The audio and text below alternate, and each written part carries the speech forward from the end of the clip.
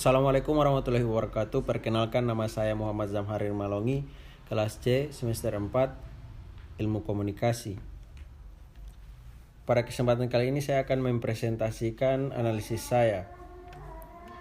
Baik, masuk di pendahuluan. Media yang lebih banyak menyalurkan informasi ialah media massa. Media massa meliputi media cetak seperti koran, tabloid, majalah, dan media elektronik seperti televisi, radio, dan internet. Ada hal yang penting dan patut diketahui bahwa media tidak pernah bisa membuat pemberitaan yang netral atau tidak mungkin objektif. Beberapa permasalahan yang dapat dirumuskan adalah bagaimana teknik yang digunakan oleh TV Borobudur dalam mengkonstruksi demonstran mahasiswa Semarang terkait kenaikan harga BBM dan bagaimana ideologi yang digunakan TV Borobudur dalam mengkonstruksikan demonstrasi mahasiswa Semarang terkait kenaikan BBM. Selanjutnya dimasuk di tinjauan pustaka. Teori framing. Gagasan tentang framing pada awalnya dikemukakan oleh Batterson tahun 1955. Mulanya frame dimaknai sebagai struktur konseptual atau perangkat kepercayaan yang mengorganisir pandangan politik, kebijakan, dan wacana serta yang menyediakan kategori standar untuk mengapresiasi. Kemudian masuk ke berita televisi. Charlie dan James M. Neal menuturkan berita adalah laporan tentang suatu peristiwa, opini, kecenderungan, situasi, kondisi, interpretasi yang penting, menarik, masih baru dan harus secepatnya disampaikan kepada halayak. Errol Eisenstein dalam Mirza. Kemudian teori konstruksi sosial. Menurut von Glaserfeld, konstruktivisme adalah salah satu filsafat pengetahuan yang menekankan bahwa pengetahuan adalah bentuk konstruksi kita sendiri. Pengetahuan bukan tiruan dari realitas, bukan juga gambaran dari dunia kenyataan yang ada. Pengetahuan merupakan hasil dari konstruksi kognitif melalui kegiatan seorang dengan membuat struktur, kategori konsep, dan skema yang diperlukan untuk membentuk. Kemudian masuk ke hasil penelitian. Analisis framing di bawah ini adalah hasil penelitian analisis framing terhadap beberapa berita tentang demonstrasi mahasiswa Semarang terkait kenaikan harga BBM yang sudah dipilih oleh saya.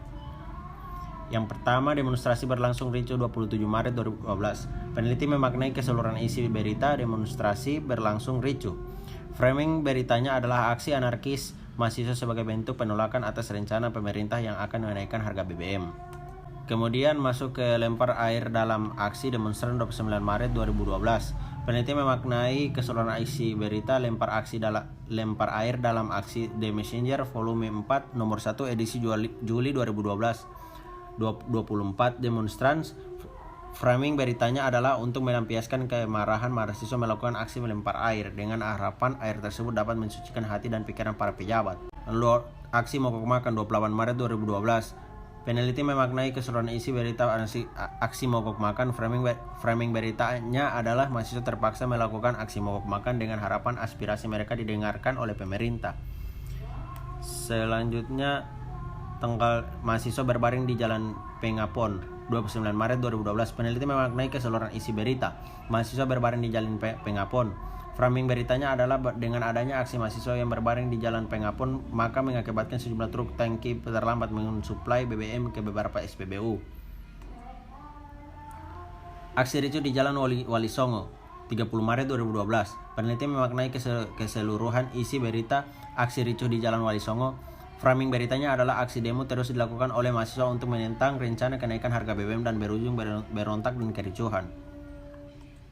Yang terakhir, demo blokir Jalan Pahlawan 31 Maret 2012. Peneliti memaknai keseluruhan isi berita demo blokir Jalan Pahlawan. Framing beritanya adalah aksi demo mahasiswa sebagai bentuk penolakan atas keputusan pemerintah yang The Messenger volume 4 nomor 1 edisi Juli 2012. 25 menunda kenaikan harga BBM bukannya membatalkan kenaikan harga BBM. Kemudian masuk di metodologi penelitian. Metodologi yang digunakan penulis adalah kualitatif, kodeskripsi.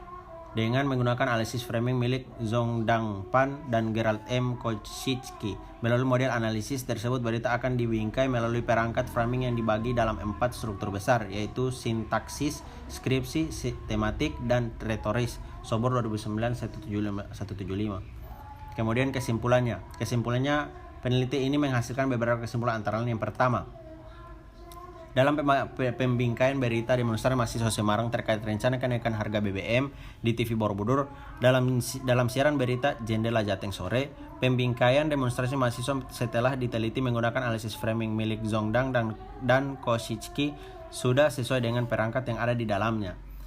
Kemudian yang kedua, politik redaksional TV Borobudur mencerminkan ideologi yang digunakan TV Borobudur untuk mengungkapkan realitas sesuai dengan peristiwa di lapangan, dipilih untuk melihat dinamika dari mekanisme sosial yang sedang terjadi.